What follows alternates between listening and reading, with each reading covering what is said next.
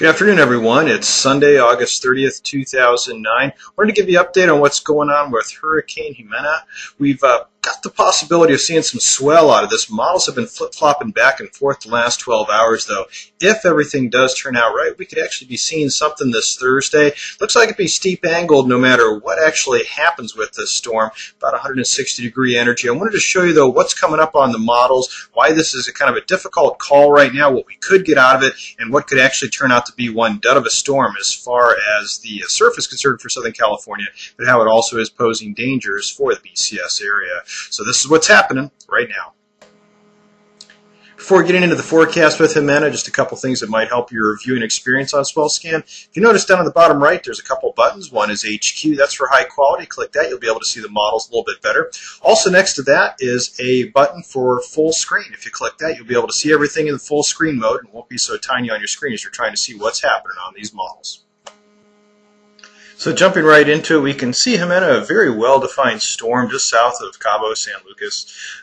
Forming off of Mexico here just recently, that's blowing 120-knot winds. It's supposed to go up to about 125 knots max. Category 4 storm here just shortly. That's not that far away from actually being a Category 5. So if that does make landfall across Cabo, a lot of damaging winds to that area. Taking a look at the trajectory of that storm, this is from the University of Hawaii. The red line shows the danger zone. That's the most powerful storm winds that would be coming off of Jimena. And it looks like it is going to be crossing into the Baja Peninsula. We can get actually a better look, a more well-defined look, that does seem to jive with this. This is from the National Hurricane Center. We can see that there's some uncertainty, and that's what this cone shows, that this storm could actually be drifting to the west, could be drifting to the east. Either case, it looks like it's going to be close enough to do some damage toward the Baja Peninsula. As far as surf, though, there's a lot of uncertainty on exactly what's going to be happening with this system.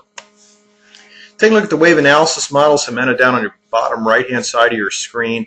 Shown in red, seas on that would be at least 20 feet, could be about 25 foot or more. Have to see how that actually works out. This is, though, what's happening exactly on the models right now. Need that system, though, to pass the 115 west magic mark. When it does, that's when swell's really ideally placed for throwing it up into Southern California. That'd be our swell window. Taking the look at the models, spinning them forward in time, the models right now in the wave analysis doesn't look to be that favorable for us to get swell. Looks like it's going to be crossing Baja, going into the Sea of Cortez. And of course, this wouldn't leave us much for swell, but this is a lot different than what was shown just 12 hours ago on the models.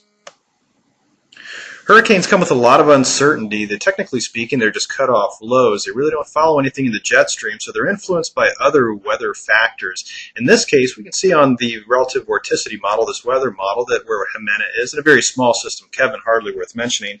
But what's interesting to see here is the ridge of high pressure and the trough that's also pushing down from the south. The troughing is associated with low pressure, and of course that's shown more in red, and the ridge associated with high pressure, which is shown more in blue.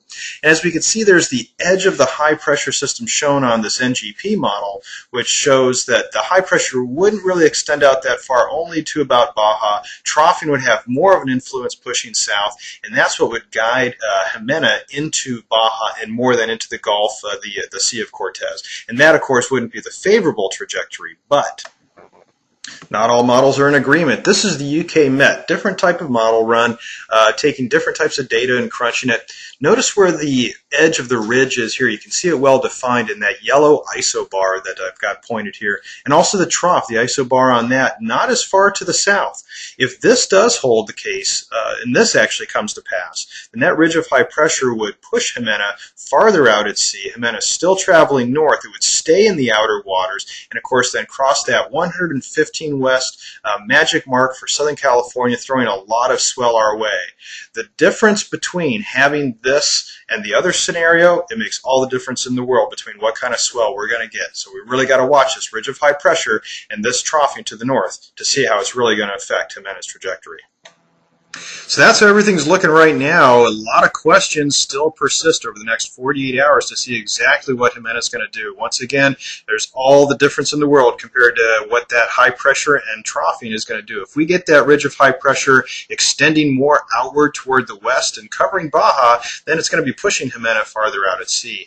If, though, the troughing from the north starts pushing down, then, of course, that's going to be pushing Jimena more toward the Cabo San Lucas area. It's going to push it more than toward the Sea of Cortez Cortez, it would be then landfall. We wouldn't be seeing as much fetch that would be stirred up from that. So once again, it's all the difference in the world what is going to happen with that high pressure ridge. You got to keep an eye on it, see how this all unfolds. If it does actually come to play and it does go out at sea, it looks like we could see surf running about 2 to 3 feet overhead by Thursday. If, though, it takes the less favorable trajectory that's shown on the NGP models, then it looks like we're going to see practically nothing come out of this system. So got to keep a close watch on it. I'll be doing that, and I'll be keeping my wetsand.com reports updated. You can always check out the SoCal Surf Report at wetsand.com, and I'll be keeping my Twitter reports updated as well. You can always follow that at twitter.com/wavecast. Until next time, take care, be safe, and smile in the lineup.